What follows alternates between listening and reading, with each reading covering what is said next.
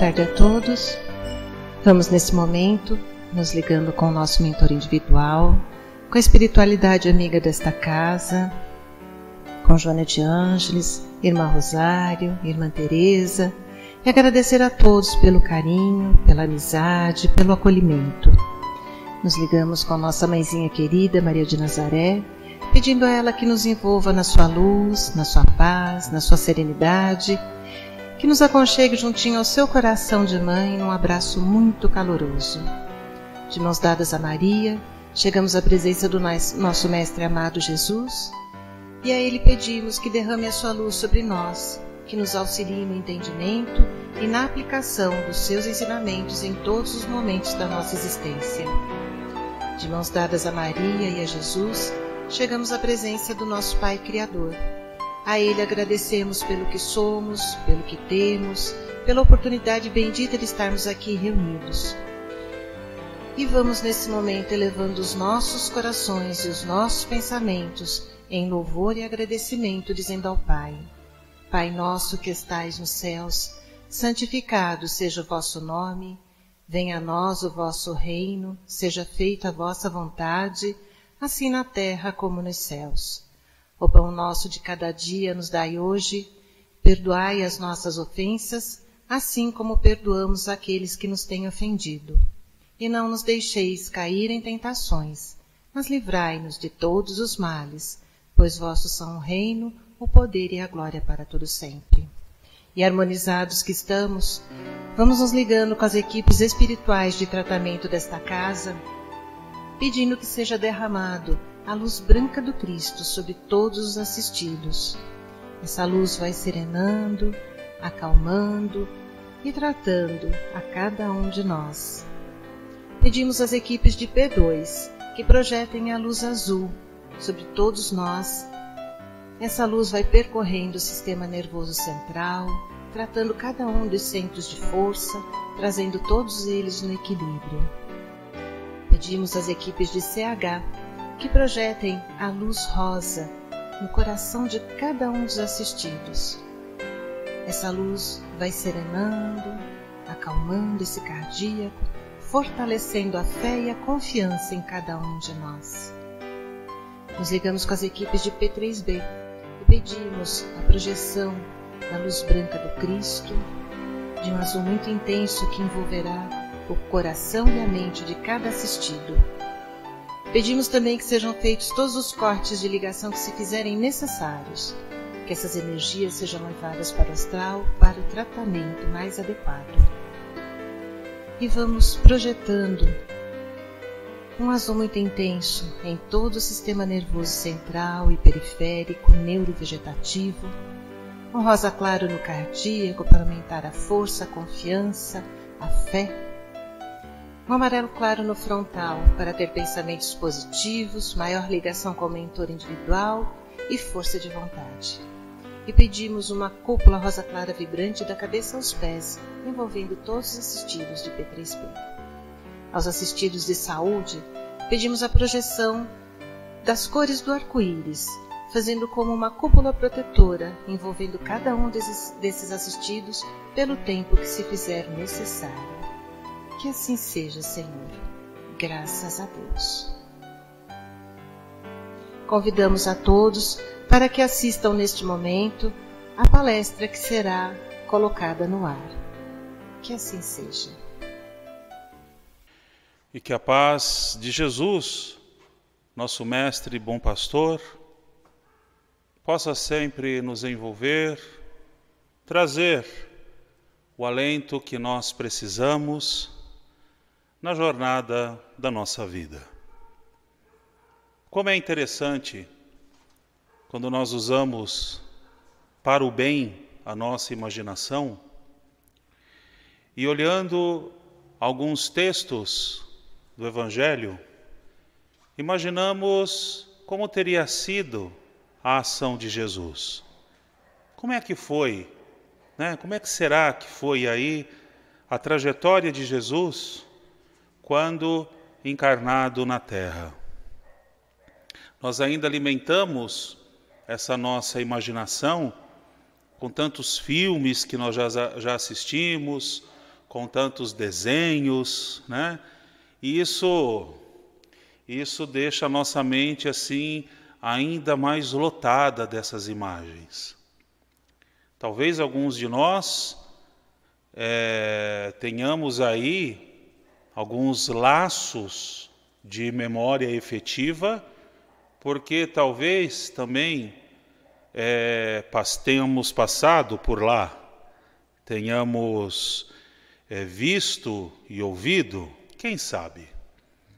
Mas a nossa imaginação, ela sempre faz com que criemos essas imagens. E um dos textos muito lidos, muito refletidos, que é o discurso das bem-aventuranças, que no Evangelho de Mateus costuma-se dizer o Sermão da Montanha, sendo que o chamado Sermão da Montanha ou Sermão do Monte, ele é um conjunto maior de textos no qual as bem-aventuranças elas estão contidas. Então eu fico imaginando Jesus andando por entre as pessoas, tendo uma voz e uma luz e um magnetismo que envolvia positivamente as pessoas. E neste seu discurso da montanha, e aí falando de Sermão da Montanha, estamos ancorados aí no Evangelho segundo Mateus, e é sempre interessante nós lembrarmos que cada uma das comunidades dos discípulos possuíam características, e estas características estão presentes na paisagem do texto.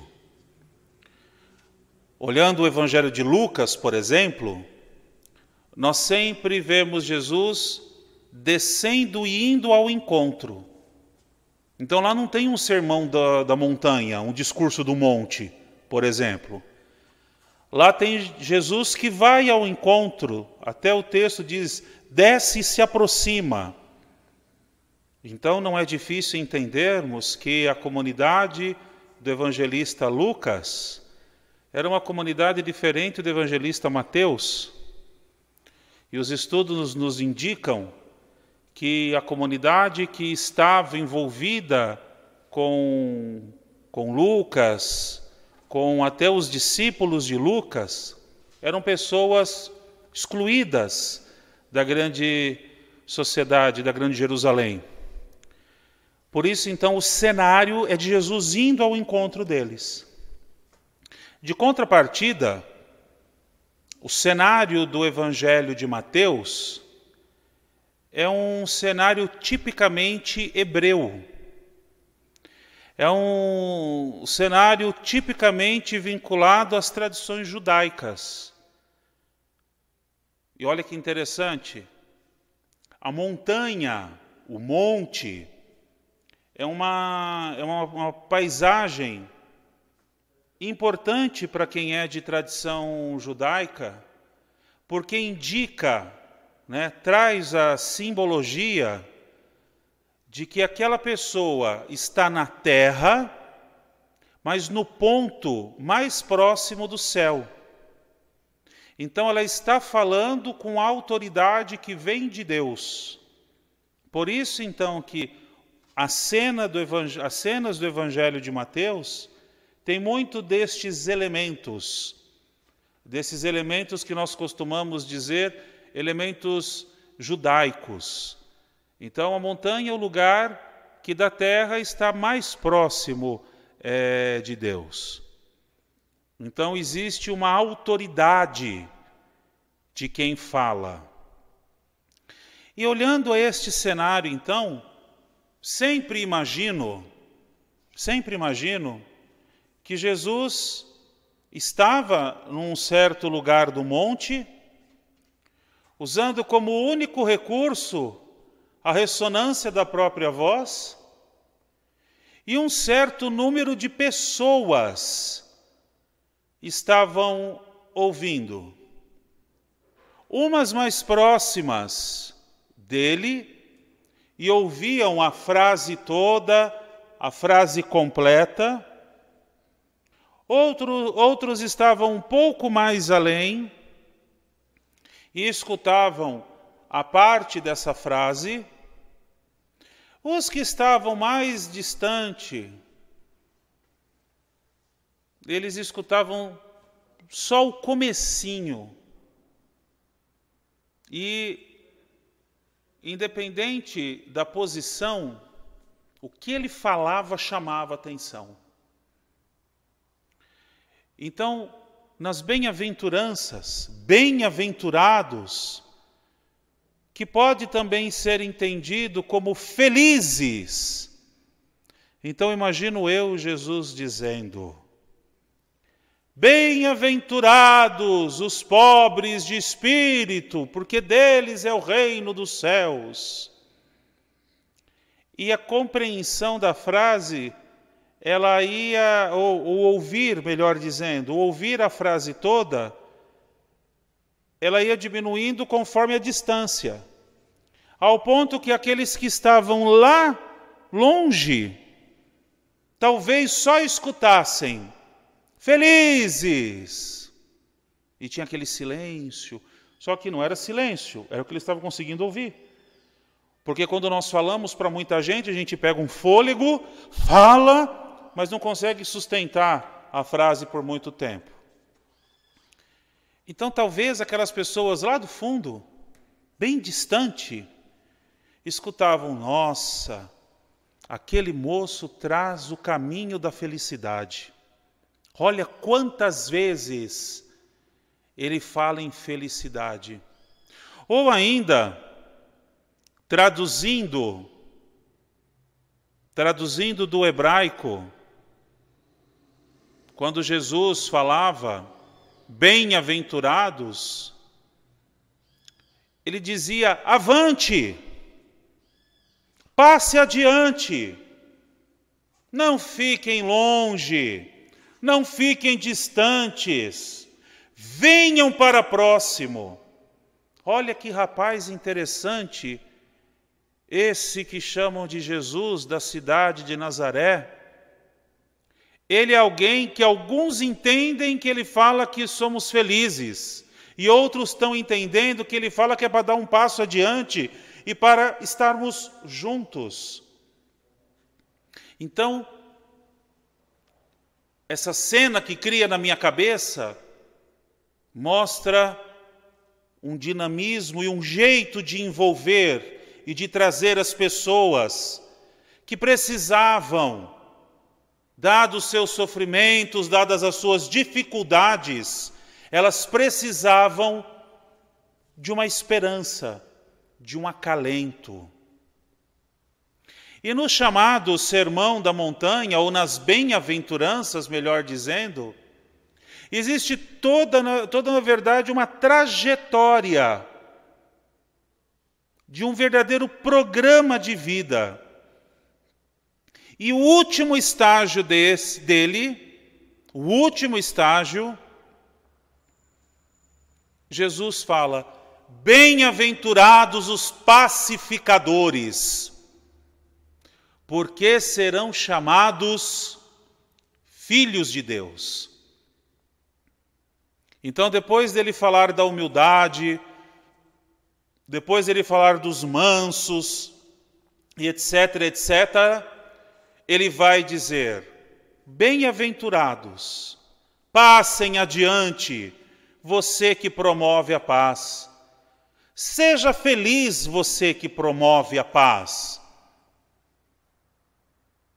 porque você será chamado filho de Deus. E aí nós precisamos ter alguns cuidados. Todos somos filhos de Deus. Isso é inegável, é inegável. Entretanto, o que promove a paz, o que faz a paz acontecer, é reconhecido como filho de Deus. É reconhecido como alguém que auxilia. é reconhecido como alguém que é um sinal.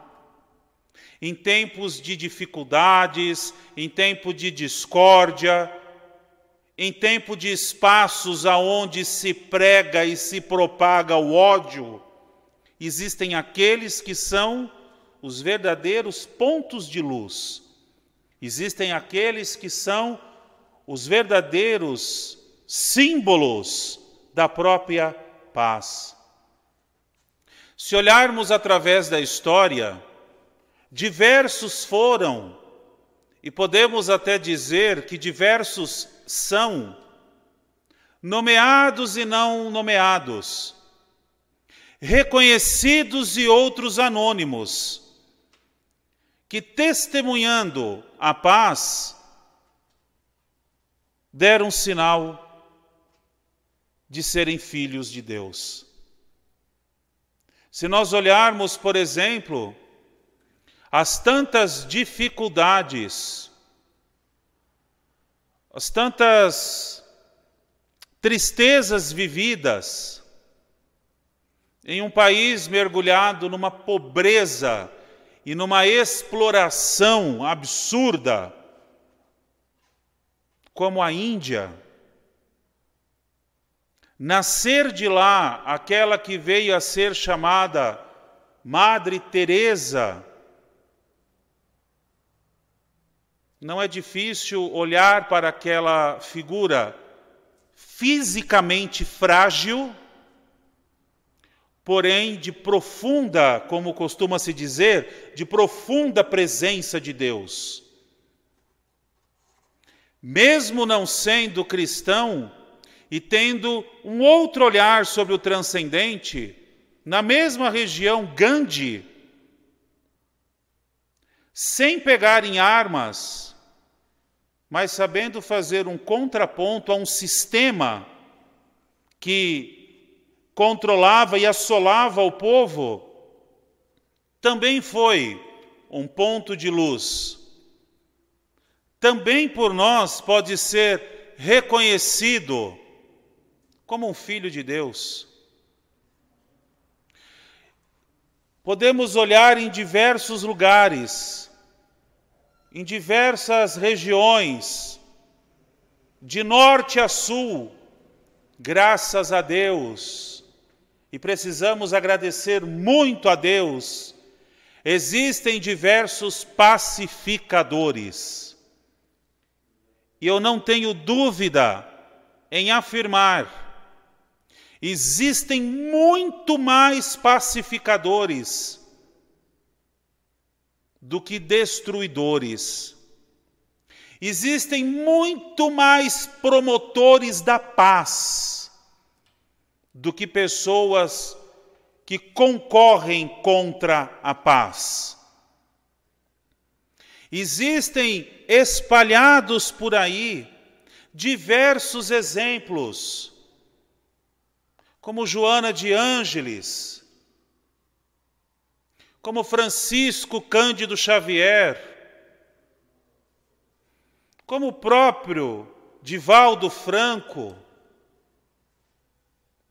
assim como tantos e tantos outros, como em São Paulo nós temos a figura do padre Júlio Lancelotti, e tantas outras pessoas, com ou sem tradição religiosa, porque para ser um sinal de paz e de luz, não é uma denominação religiosa, seja ela qual for, que vai garantir isso, mas precisa ser alguém de disposição para levar a paz, para promover a paz. Bem-aventurados, bem-aventurados os pacificadores. Passem à frente, avante, pacificadores. Vocês são no mundo um número infinitamente maior do que aqueles que concorrem contra a paz. Infelizmente, e essa reflexão já está um pouco batida, mas nós precisamos sempre reavivar a informação para que possamos criar ânimo. Infelizmente, o que ganha mídia é a notícia negativa. E a culpa não é exclusiva da mídia, a culpa não é exclusiva do canal A, B ou C que embarca nessa. A responsabilidade é nossa, que damos corpo para esse tipo de informação, que damos corpo para este tipo de notícia. Por que precisamos divulgar coisas desagradáveis? Por que precisamos divulgar tristeza, morte, violência? Por que fazer isso? Qual é a necessidade real, verdadeira, essencial que temos disso? Não temos. Nós criamos vínculo com isso, mas podemos nos desvincular disso. Criamos uma simbiose com isso. Podemos promover uma dessimbiose disso. Podemos ser nós também promotores da paz. Podemos nós também sermos divulgadores do bem, divulgadores da paz. Fazer como Jesus nos orienta, a trajetória daquele programa de vida que são as bem-aventuranças, porque fazendo toda aquela trajetória vamos perceber que o resultado inevitavelmente é a paz, é o bem, é o cuidar do outro, é o não julgar. Volto a dizer, se as outras coisas ganham tanta força, é porque de alguma forma nós alimentamos. Quando nós aprendermos a parar de alimentar o que não é bom, isso tende a desaparecer. E talvez alguém esteja refletindo, mas eu sozinho, neste pequeno mundinho da minha casa, do meu quarto e cozinha, do meu cantinho, eu sozinho vou transformar? Existe uma cena muito conhecida da Madre Teresa, que ela estava dando entrevista para um jornalista, e eles estavam andando pelas ruas de Calcutá, e era um jornalista norte-americano, se não me falha a memória, e ela pediu licença, pegou um papel que estava no chão e colocou na lixeira. E é claro, o jornalista não podia perder a oportunidade e disse para ela: "A senhora acha que a senhora vai mudar o mundo?" Ele dizia isso fazendo referência àquele gesto da Madre Teresa. Ela disse: "Com certeza o mundo todo não, mas o mundo que está em volta de mim, esse com certeza eu posso colaborar." Por que nós não buscamos neste belíssimo exemplo que foi Madre Teresa, de olhar o mundo que está em volta de nós? Nestes tempos que nós estamos vivendo, estamos tendo tempo de olhar o mundo. Quem sabe olhar as coisas boas que estão acontecendo. Parte da natureza tem agradecido, está demonstrando aonde está o verdadeiro problema, no qual desovas de tartarugas estão acontecendo de uma maneira ampla e bonita, canais de cidades estão tendo outra coloração, pássaros, animais que não se viam, estão sendo vistos novamente. A natureza está dando resposta. Ufa! Que bom que vocês pararam, porque nós estamos conseguindo respirar agora. É como se a natureza dissesse: obrigado, pacificadores. Que vocês sejam de fato instrumentos da paz, que se faz a cada dia, vencendo a dificuldade de cada dia, mas profundamente respeitando os outros, respeitando a natureza, respeitando a vida. Que possamos nós, com a nossa jornada, sermos pacificadores, reconhecermos que somos filhos de Deus e, por isso, temos um compromisso com a paz e com o bem entre nós. Fiquemos em paz.